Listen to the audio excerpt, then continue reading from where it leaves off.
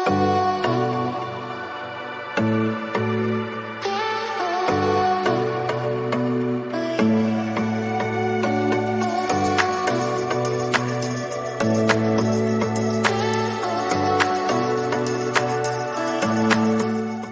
to the Australian Hiker Podcast, Australia's longest-running hiking podcast, downloaded over 1 million times worldwide and providing you with an Australian perspective on all things hiking.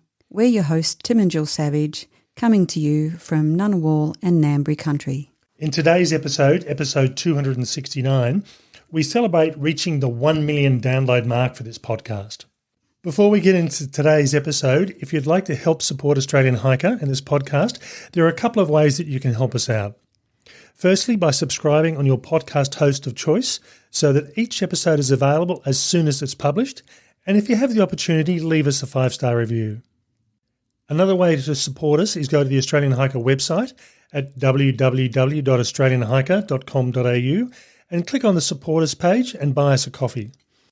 You can do a one-off donation or become a monthly supporter. All donations are greatly appreciated and help us to continue producing this podcast and blog. Now let's get on to today's episode.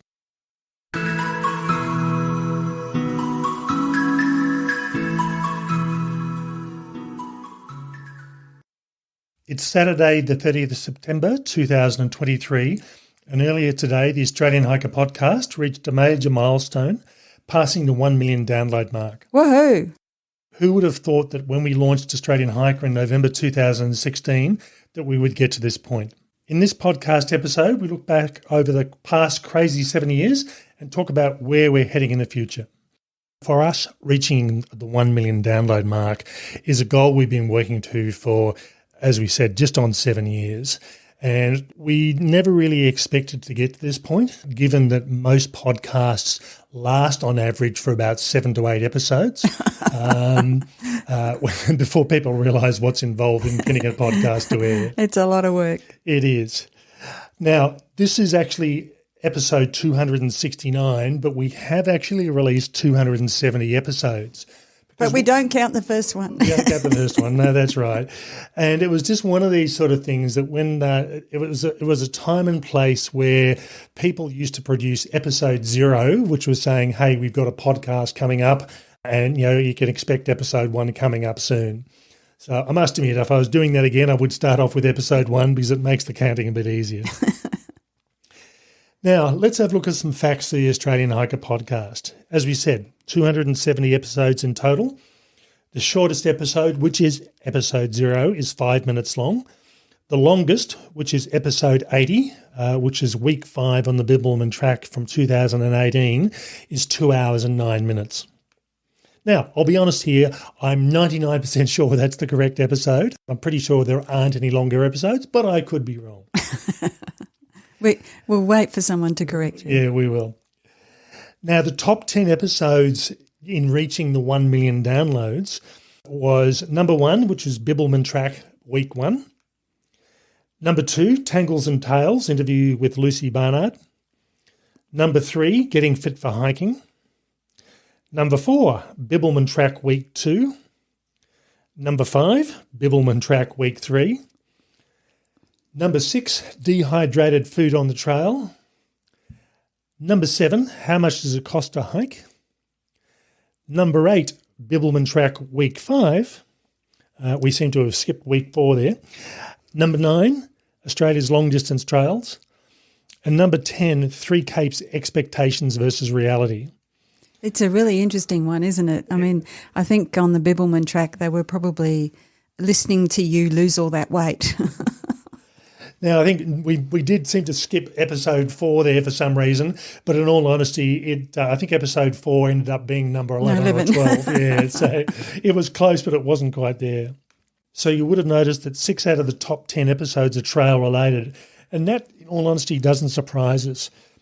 We generally find that in any given year, the most popular episodes upon release tend to be the trade expos that we do on an annual basis, but they have a limited life. Generally, they'll last for about a year and then the next ones replace them the year after.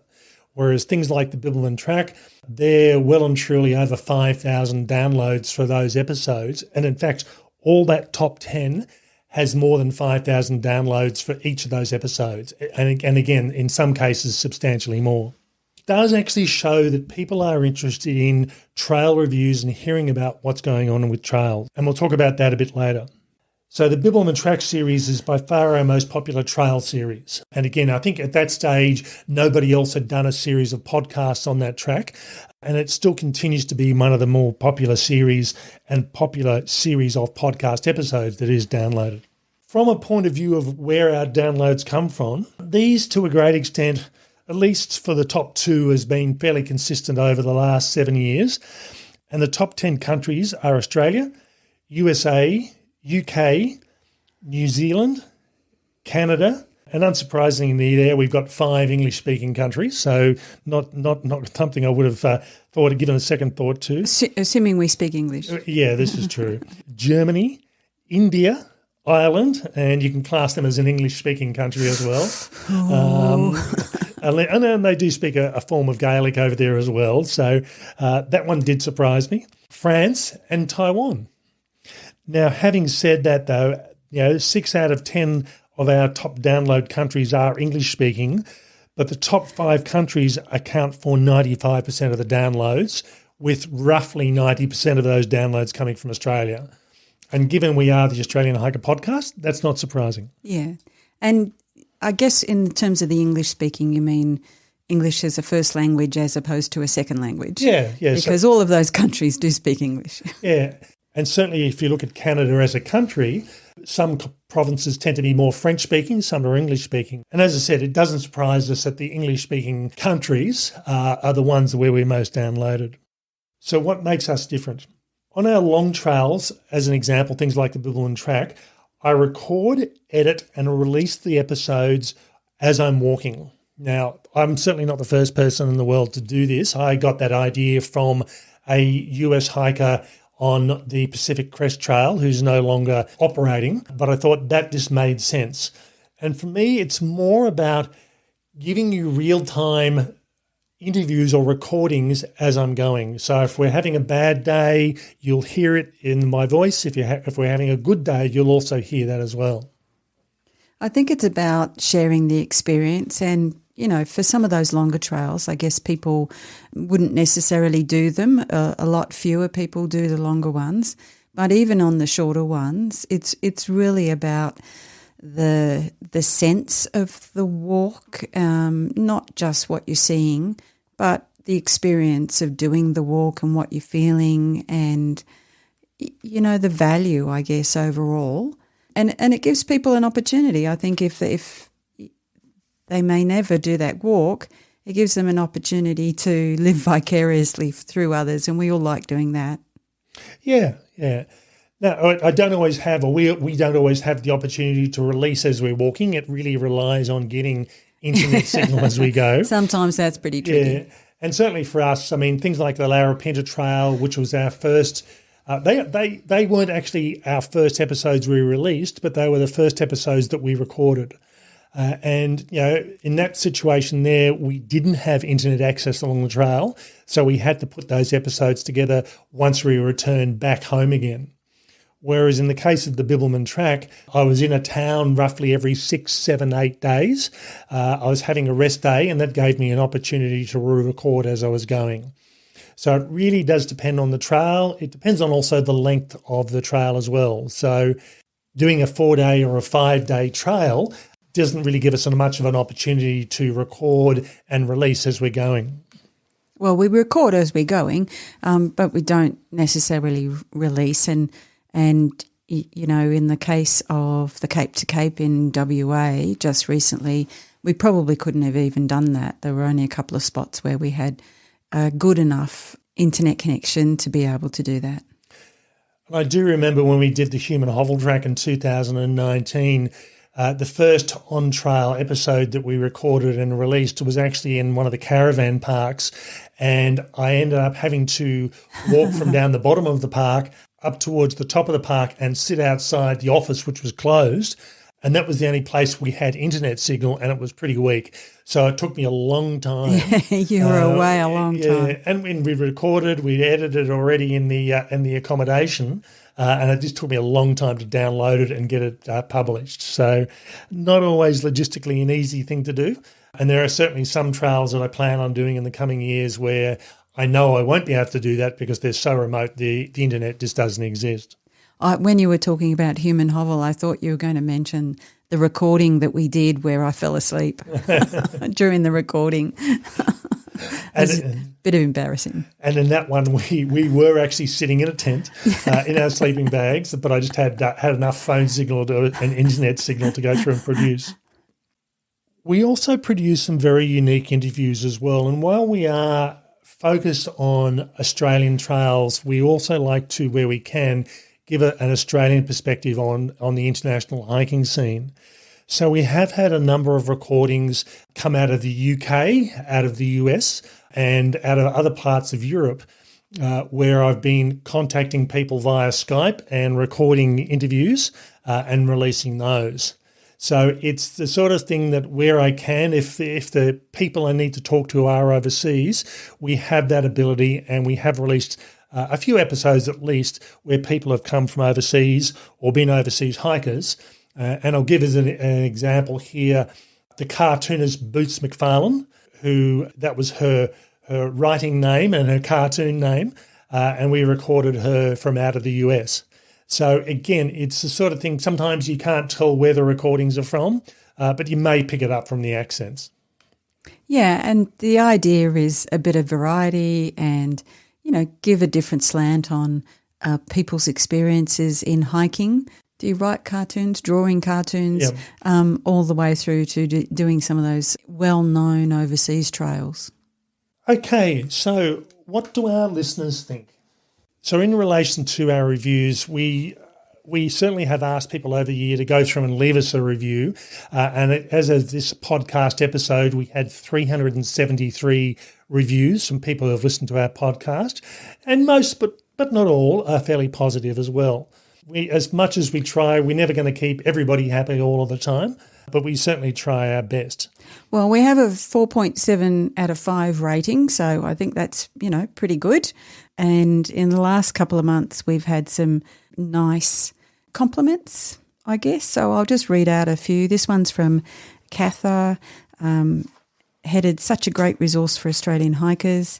As a new hiker, Tim and Jill's journeys and information has been extremely valuable to me.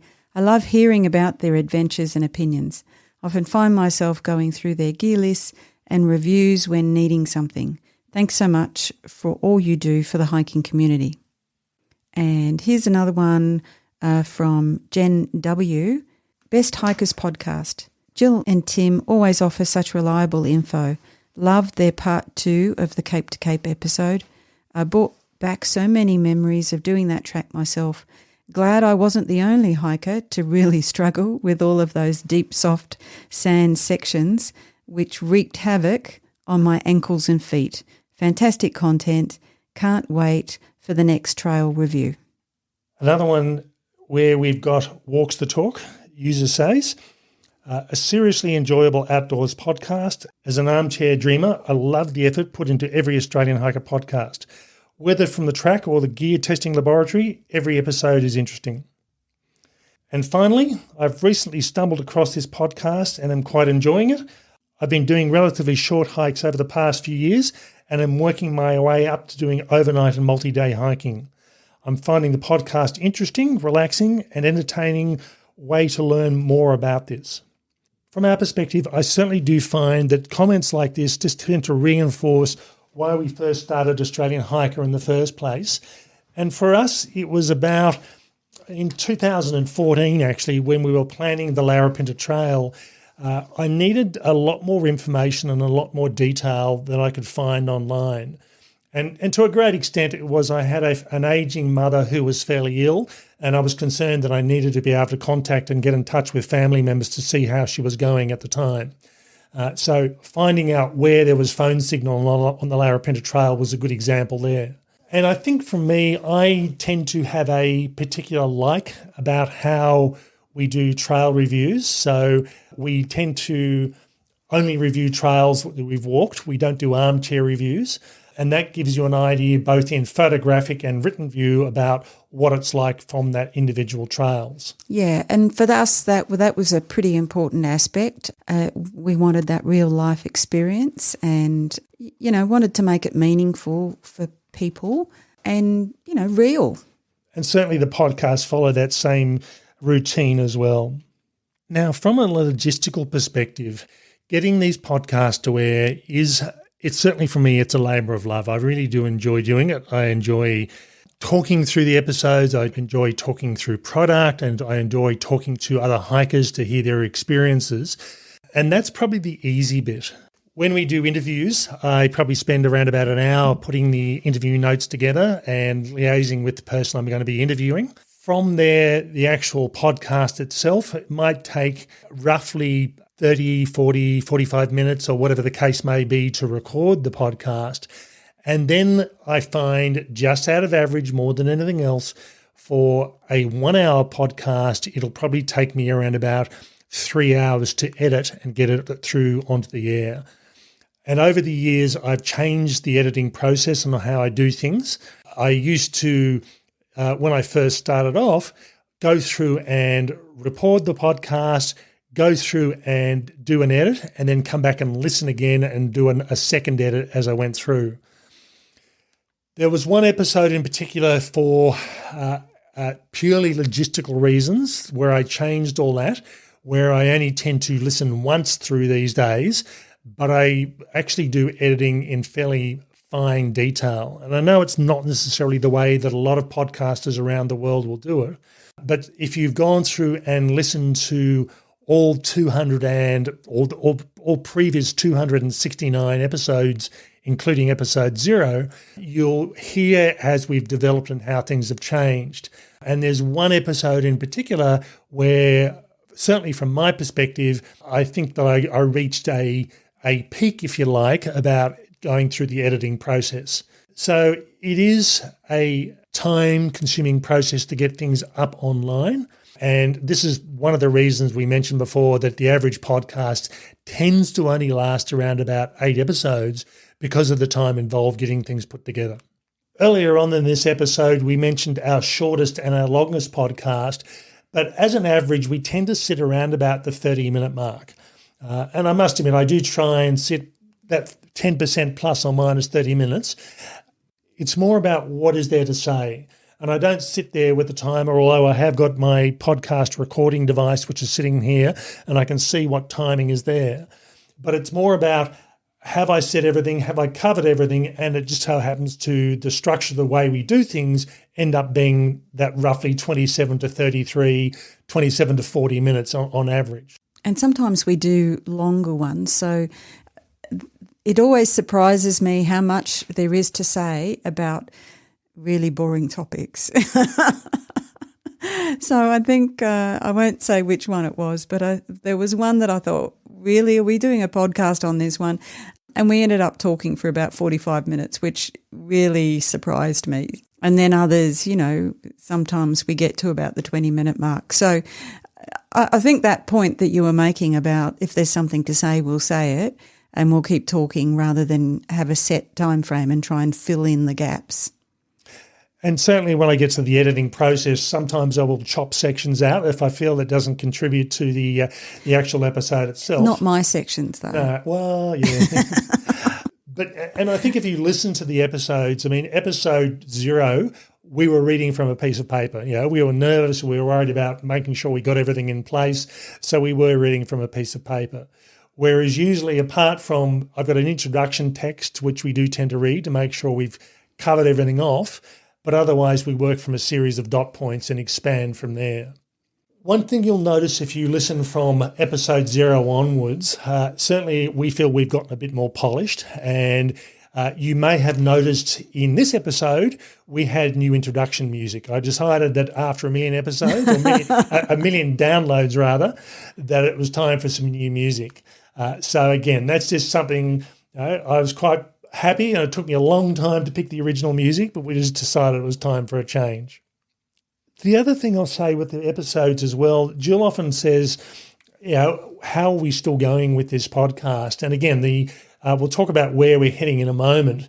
But it surprises me. For me, most of my ideas for this podcast happening when I'm walking. And in fact, I had yesterday morning was my latest one. I clicked on a topic that I hadn't really thought about before. And it's the sort of thing, there's the obvious ones like setting up a tent or choosing a pack or choosing a sleeping bag, those sort of things, which, are low-hanging fruit. But sometimes there are some topics we just don't think about and just click and just come through. So it often surprises me the amount of episodes that I haven't actually done yet. And I'm already probably about 1/3 of the way into next year with scheduling for next year's podcasts. Now they're all the way through the year, but I tend to work that 6 to 8 months in advance. Yeah, and when you get those grand ideas, that's when I go, really? The other thing that does surprise us as well, sometimes we think, this is a really amazing topic and it's really important and we think people need to know it. And, it does okay. And other times we think, I'm not quite sure about this episode. I will do it, but I'm not quite sure how it'll go. And it just blows us away at the number of downloads we get and the other interest that people have. So again, we don't make assumptions that people have the same interests that we have. But it does surprise us. Now, where are we heading into the future? Now, obviously, as I said, we are running out of choosing a tent, choosing a sleeping bag sort of style episodes, and we will be moving more towards doing interviews and trail reviews over the coming years, and particularly probably more so towards the end of next year onwards, that will be the case. I must admit, I've got a couple of trails, one in particular, which I won't mention, where I'm expecting extremely good downloads. And again, that's not the only reason we choose to do it, but it's a trail we've had on our list for a while, and we just haven't got around to doing it, but because it'll take a while, and that'll probably be a couple of years off. I won't spoil the surprise, but it's one that we know will do well. He keeps saying we, but I'm not sure I know which one it is either. So it'll be a surprise for me too.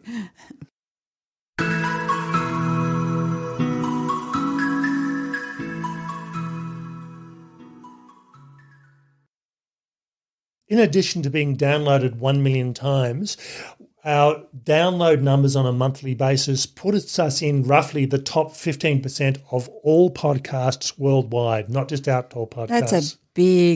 That's a big claim to fame, isn't it? It is. Now, we're never going to be number one. You get episodes or shows like Joe Rogan and some of the others that are doing a million downloads per episode. That's never going to be us because we're a small niche sort of market. But certainly for a podcast that's based in Australia with an Australian population that's much smaller than Europe or the US, really does surprise us. And finally, what we'd like to say is thank you very much for everyone for downloading and listening to the Australian Hiker Podcast, for providing comments, and for every so often providing ideas for interviews. We've got an interview coming up in the next 2 or 3 episodes that came from a contact we had from a regular listener, and we're actually putting that into place. And as I said, that'll be in around about 2 to 3 weeks. So again, we don't come up with all the ideas ourselves, and we certainly do appreciate people giving us their thoughts, and we will see how things go. Yeah, so big thanks to everyone. I mean, this is a 1 million downloads. That's not our doing, that's your doing. And with the variety, there's something in there for everyone, and hopefully we'll continue to be able to meet that need and make it as interesting as we possibly can, and occasionally get Tim to laugh at my jokes. He laughs, but silently, trust me. Okay, that's all for this week. Thank you for helping us to celebrate reaching this major milestone. That's all for me. Bye for now. And bye from me.